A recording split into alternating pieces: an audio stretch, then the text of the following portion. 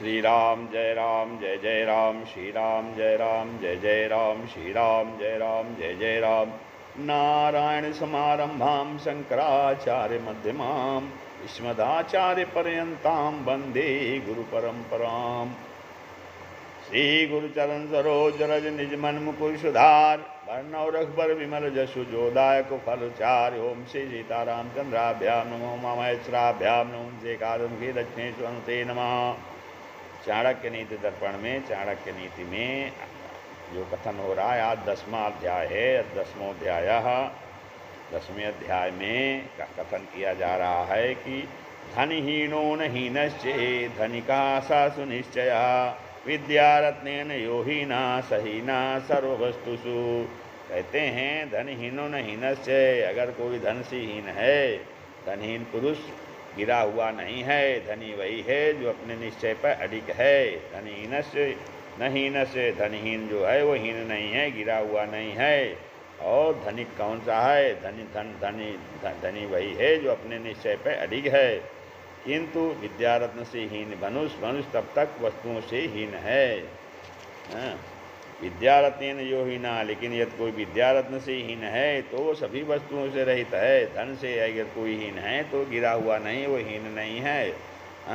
लेकिन और धनी वही जो अपने निश्चय पे अधिक है। यदि कोई विद्यारत्न से विद्या नहीं पढ़ा हुआ विद्यारत्न से हीन पुरुष है तो सब वस्तुओं से हीन है। विद्याधनम सर्वधनम प्रधानम, दृष्टपूतम नशेत्पादम, वस्त्रपूतम पिबेत जलम, शास्त्रपूतम वदेद वाक्यम, मनापूतम समाचरेत। कहते हैं दृष्टपूतम नशेत्पादम, पादम माने पैर को आँख से देख करके पैर रखना चाहिए। आप चलिए तो सामने आँख से देखनी। चाणक्य नीति कहती है कि आँख से देख करके पैर रखिए, सामने देखते जाइए, दृष्टि रखिए, पैर रखिए, अर्थात दूर दृष्टि रखिए आगे क्या होना है। और वस्त्रपूतम वे जलम, और कपड़े से छान करके पानी पीना चाहिए। मतलब जल जो आप ग्रहण करें वो शुद्ध जल ग्रहण करना चाहिए। पानी से ज़रूरत हो तो कपड़े से छान कर भी पीना चाहिए। ऐसा जल शुद्ध जल पान करिए, पीजिए। और शास्त्रपूतम वदेद वाक्यम, शास्त्र में व्याकरण से शुद्ध वचन बोलना चाहिए। अर्थात सुंदर शुद्ध मधुर मीठी वाणी बोलना चाहिए। अशुद्ध अपवित्र और हानिकर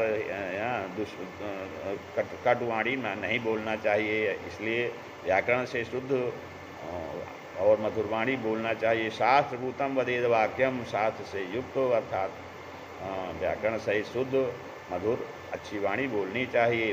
मनाभूतम समाचरित, और मन से विचार करके कार्य करना चाहिए। मन से विचार करके, मन माने हृदय से, मन से, विवेक से, बुद्धि से। मन माने विचार, विचार शब्द अपने आप में ही पूर्ण है। विचार माने सुविचार, विचार माने अच्छी तरह से विचार कर लेना चाहिए कि कौन सा कार्य शास्त्र के अनुकूल है, धर्म के अनुकूल है। उधर वही का मन से ऐसे विचार करके निश्चित तब वो कार्य करना चाहिए। धर्म के विरुद्ध कार्य मना, मन से विचार कर माने अच्छी प्रकार से नीति के अनुसार, धर्म के अनुसार, शास्त्र के अनुसार विचार माने सारी तरह से शास्त्रानुकूल कार्य करना चाहिए। सुखाति त्यजेद विद्याम, विद्यार्थी चेत त्यजेद सुखम, सुखाति ना कुतो विद्या, विद्यार्थी ना कुतो सुखता सुखम। कहते हैं सुख के चाहने वाले को विद्या छोड़ दे, अर्थात जो सुख चाहता है वो विद्या नहीं पढ़ सकता है। यदि विद्या चाहे, विद्यार्थी है तो उसको सुख छोड़ दे, उसको सुख के पीछे नहीं भागना चाहिए। क्योंकि सुखी अर्थात आलसी को विद्या नहीं कैसी। सुखार्थी माने सुखी अर्थात आलसी। आज करके जो सुख हैं तो आलस में लोग पड़े हैं तो उसको सुख मानते हैं। तो ऐसे सुख चाहने वाले को विद्या कहाँ है कि उसे विद्या छोड़ देना चाहिए। और जो विद्या का इच्छुक है उसे सुख छोड़ देना चाहिए, अर्थात उसको आलस्य नहीं करना चाहिए।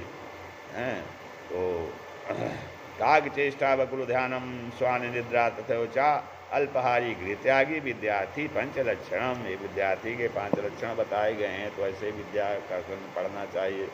कवयः किं न पश्यन्ति किं न कुर्वन्ति योषिता, मद्यपाः किं न जल्पन्ति किं न खादन्ति। भाई साहब कहते हैं कवि क्या नहीं देखता। कवयः किं न पश्यन्ति, कवियों की दृष्टि बहुत तीव्र होती है।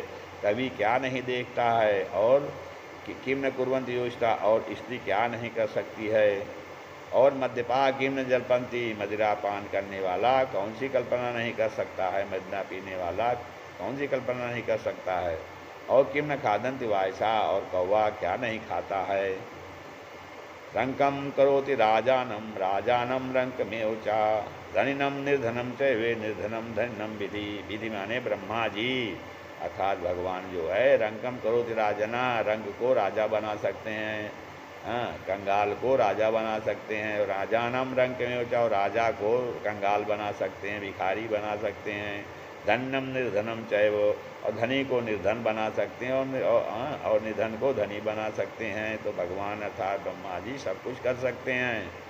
लुब्धानाम याचिका शत्रु, मूर्खाणाम बद्धबोध को रिपु, जार स्त्रीणाम पति शत्रु, चौराणाम चंद्रमा रिपु। अब कहते हैं लोभी का शत्रु भिक्षुक होता है, जो लोभी लालची है उसके पास भीख मांगने जाइए तो वो तो जो मांगने जाए याचक अर्थात भिक्षुक, वो शत्रु है लोभी का, क्योंकि लोभी एक पैसा नहीं दे सकता है, वो धन का लोभी है। तो उसके लिए भिक्षुक जो कोई मांगने वाला उसके पास जाएगा तो उसका शत्रु है वो। और मूर्खाणाम बोध के रूप, और कोई मूर्ख आदमी है तो मूर्ख को कोई समझाने जो समझाए तो वो मूर्ख के लिए वो शत्रु है। वो जो अच्छी बात समझावेगा मूर्ख को तो उसके लिए शत्रु है वो। जार स्त्री नाम पति शत्रु नाम, और जो व्यभिचारिणी स्त्रियाँ हैं और उनके लिए उनका पति शत्रु है। और चौराणाम चंद्रमा, जो चोरों का शत्रु चंद्रमा है, क्योंकि चंद्रमा की रोशनी में चोरों को चोरी करने में दिक्कत होगी, इसलिए चोरों का शत्रु चंद्रमा है। फिर आगे कहते हैं ये शाम न विद्या न तपो न दानम, ज्ञानम न शीलम न गुणो न धर्म, ते मृत्युलोके भुवि भारभूता, मनुष्य रूपेण मृगा शरंती। अब कहते हैं कि जिस मनुष्य के पास न तो वेशाम न विद्या न तप, जिसके पास न विद्या है न तप है और न दान है और न शील है न गुण है, न गुणों और न धर्म है, तो ऐसे मनुष्य जो है मृत्युलोक में भूमि भार होता, पृथ्वी पर भार होकर के मनुष्य के रूप में पशु की तरह घूम रहे हैं। वो मनुष्य के नहीं हैं, वो पशु हैं, जिनके पास न तो विद्या है न तप है और न दान है, न शील है न कोई सद्गुण है और न धर्म ही है, धर्माचरण है। तो ऐसे पुरुष जो है वो पृथ्वी पर मृत्युलोक में भार हैं, मृत्युलोक में पृथ्वी पर वो भार हैं, और वो मनुष्य के रूप में पशु हैं, विचरण कर रहे हैं, जिनमें ये सब गुण धर्म नहीं है। अंतासार हीना नाम उपदेशो न जायते, मलयाचल संसर्गान न चेणुश्चंदनायते। अब कहते हैं चाहे कितना ही अच्छा उपदेश दें पर शून्य हृदय वाले के ऊपर नहीं असर करता। कितना भी अच्छा उपदेश दीजिए लेकिन जिसका हृदय शून्य है उसके ऊपर कोई असर नहीं पड़ेगा। जैसे मलयागिर के बीच में अगर कोई चंदन है तो मलयागिर के बीच में कोई बांस है, मलयागिर के बीच में कोई बांस है, तो क्या चंदन की गंध से उसमें आ सकती है? नहीं आ सकती मलयागिर के। वैसे ही जो है चाहे कितना ही अच्छा उपदेश दीजिए, जो शून्य हृदय है वो उस पर उसको असर नहीं पड़ेगा। यस्य नास्ति स्वयं प्रज्ञा शास्त्रा तस्य करोति किम, लोचनाभ्याम दीनस्य दर्पणा किम करिष्यति। कहते हैं जो बुद्धिहीन ही है उसके लिए शास्त्र कुछ नहीं कर सकता, अर्थात उनके लिए शास्त्र व्यर्थ है। जिसके प्रज्ञा बुद्धि नहीं है तो उसके लिए शास्त्र क्या कर सकता है? शास्त्र कुछ नहीं कर सकता है। जो व्यक्ति अपनी बुद्धि का प्रयोग नहीं कर रहा है उसको शास्त्र कुछ नहीं कर सकता है। जैसे यदि कोई नेत्रहीन पुरुष है तो नेत्रहीन पुरुष के लिए दर्पण क्या कर सकता है? कुछ नहीं कर सकता है। हाँ, तो वैसे ही अगर कोई आदमी बुद्धिहीन है, अपनी बुद्धि का प्रयोग नहीं कर रहा है तो शास्त्र में सब सारी चीज़ें भरी पड़ी हैं, सारी शास्त्र में अच्छी अच्छी चीज़ें हैं, तो शास्त्र उसको क्या कर सकता है? उसके लिए शास्त्र व्यर्थ है। जैसे ही कोई नेत्रहीन है तो उसके लिए दर्पण व्यर्थ है, दर्पण उसके का कोई महत्व नहीं है। दुर्जना सज्जनम कर्तुम उपायो नहीं भूतले, अपानम श्रद्धाधौतम न श्रेष्ठमिंद्रियम भवेत। दुष्ट मनुष्य को सज्जन बनाने के लिए इस पृथ्वी पर कोई उपाय नहीं है। जैसे दुष्ट मनुष्य को सज्जन बनाने के लिए इस पृथ्वी पर कोई उपाय नहीं है। जैसे मल त्याग करने वाली इंद्रियों को 100 बार धोएं पर वह अन्य इंद्रियों की तरह शुद्ध नहीं हो सकती हैं, वैसे ही अगर कोई व्यक्ति स्वभाव से दुष्ट है तो उसको वो सज्जन बनाने के लिए कोई भी उपाय कार्य नहीं करेगा। हाँ, क्योंकि वो पूर्व जन्म के संस्कार से उसको वही स्वभाव मिल चुका है। तो जैसे मान लिया मल त्याग करने वाली जो इंद्री हैं उसको चाहे जितना धोया जाए, साफ किया जाए, लेकिन वो अन्य इंद्रियों की तरह शुद्ध नहीं हो सकती हैं। आप्तद्वेषात् भवेत् मृत्यु, परद्वेषात् धनक्षयः, राजद्वेषात् भवेन्नाशो, ब्रह्मद्वेषात् कुलक्षयः। कहते हैं अपने बड़ों से द्वेष रखने पर मृत्यु, और शत्रु या अन्य के विरोध करने से धन का नाश होता है। फिर राजा के द्वेष से सर्वनाश होता है, राजा से विरोध करिए, द्वेष करिए तो सर्वनाश हो जाएगा। और ब्राह्मण के द्वेष से तो संपूर्ण कुल का नाश हो जाएगा। ब्राह्मण देश, ब्राह्मण देशात् कुलक्षयः। आगे कहते हैं वरम वनम व्याघ्र गजेन्द्र सेवितम द्रुमालयम पक्व फलाम्बु सेवनम, तृणेषु तृणेषु शय्यासत जीर्णवल्कलम, न बंधु मध्य धनहीन जीवनम। कहते हैं व्याघ्र और हाथियों से युक्त वन का कोटर रूपी घर अच्छा है। व्याघ्र और हाथी जिस वन में हो वहाँ पर रहने में खतरा है, तो उसे कोटर रूपी घर, अगर कोई जो खोखला होता है पेड़ में, उसमें घर बना जाए तो वो भी छोटा छोटा घर भी, वो भी बहुत अच्छा है। क्योंकि वृक्ष का फल खाना, जल पीना, तिनकों पर सोना, पेड़ों की छाल पहनना अच्छा है, परंतु बंधुओं के बीच में धनहीन होकर जाना अच्छा नहीं है। नेषु शय्या सज्जीर्ण वल्कलम, न बंधु मध्य धनहीन जीवनम। वही कहते हैं कि व्याघ्र और हाथियों से युक्त वन में क्या वन में रहने के अपेक्षा कोटर रूपी घर में रहने अच्छा है। वृक्ष का फल खाना अच्छा है, जल पीना अच्छा है। व्याघ्र और हाथियों से युक्त वन का कोटर रूपी, हाँ ये कहते हैं कि यदि भले ही मतलब बंधु बांधव भले ही जितने धनवान हो तो उनके बीच में रहना अच्छा, निर्धन होकर रहना अच्छा नहीं है।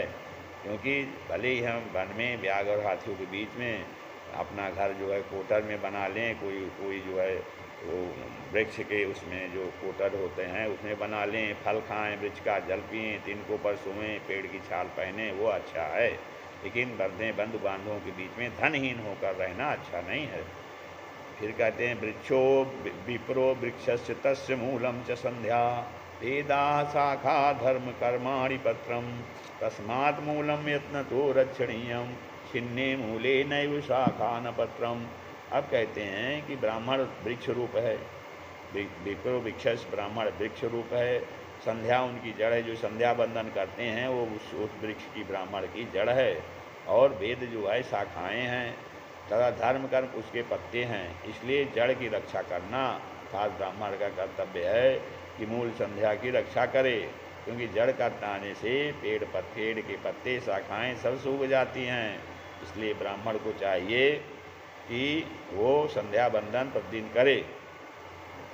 माता च कमला देवी, पिता देवो जनार्दना, बांधवा विष्णु भक्ताश्च स्वदेशो भुवनत्रयम्।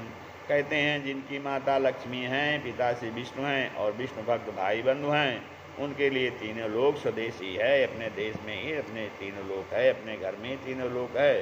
जिनकी माता जो है लक्ष्मी के समान है, पिता से विष्णु के समान है, और माता पिता के भक्त विष्णु भक्त भाई बंधु हैं, उनके लिए तीनों लोक स्वदेशी है। एक वृक्ष समारूढ़ा नाना वर्णा विहंगमा, प्रभाते दिक्षु दशसु का तत्र परिवेदना। कहते हैं एक ही वृक्ष पर बसेरा लिए हुए अनेक प्रकार के पक्षी प्रभात होते हुए दसों दिशाओं में उड़ जाते हैं, तो इसमें चिंता क्या है। एक ही वृक्ष पर बसेरा लिए तमाम पक्षी हैं, लेकिन सुबेरा होते हुए सब दसों दिशाओं में उड़ जाते हैं, इसलिए इसमें चिंता क्या है। अर्थात चिंता नहीं करना चाहिए। संसार में अकेले आए हैं, अकेले जाएंगे।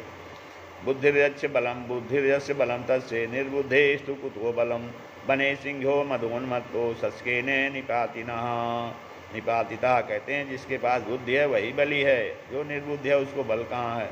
जैसे वन में सिंह सबसे बड़ा शक्तिशाली होता है, पर एक गीदड़ के द्वारा मारा गया, अर्थात शस्केन निपातिता, गीदड़ के द्वारा वो कुएं में गिरा करके गिर गया और मर गया वो। का चिंता मम जीवन यदि हरि विश्वम्भरो गीयते, नो चेदर्भो कजीवनाय जीवजर्नी स्तन्यम कथम निस्सरेत्, इत्यालोच्य मुहुर्मुहुर्यदुपते लक्ष्मीपते केवलम, त्वत्पादाम्बुज सेवनेन सत्तम कालो मया नीयते। कहते हैं क्या है चिंता मम जीवन में यदि विश्वम्भर, हमें अपने जीवन की क्या चिंता, क्योंकि भगवान तो सबका पालन पोषण करने वाला है ही। यदि वे रक्षक न होते तो नवजात बच्चों के जीवनार्थ माता के स्तन में दूध क्यों निकलता। यही बारंबार सोचकर देखकर हे यजनाथ, हे लक्ष्मीनाथ, सर्वदा केवल आपके चरण कमल की सेवा में समय व्यतीत कर रहा हूँ और हमें कोई चिंता नहीं है। गीर्वाणवाणी सुविशुद्धि बुद्धिस्तथापि भाषान्तरलोलुपोऽहं तद्यथासुराणामृते च सेविते स्वर्गांगनानां मधरा सवे रुचि। कहते हैं यद्यप मुझे देववाणी संस्कृत का विशेष ज्ञान है, परंतु दूसरी का लोभ बना ही है। जैसे अमृत पी लेने के बाद भी देवताओं को स्वर्ग की अप्सराओं के मदिरा रूपी अधर के सेवन की इच्छा रहती है। आगे कहते हैं अन्नाद 10 गुणम पिष्टम, पिष्टाद 10 गुणम पया, दुग्धाद 10 गुणम मांसम, मांसाद 10 गुणम घृतम। कहते हैं चावल से 10 गुना गेहूं का आटा, और आटा से 10 गुना दूध, और दूध से 10 गुना मांस, मांस से 10 गुना घी लाभप्रद होता है। कहते हैं कौन सा कितना लाभप्रद है।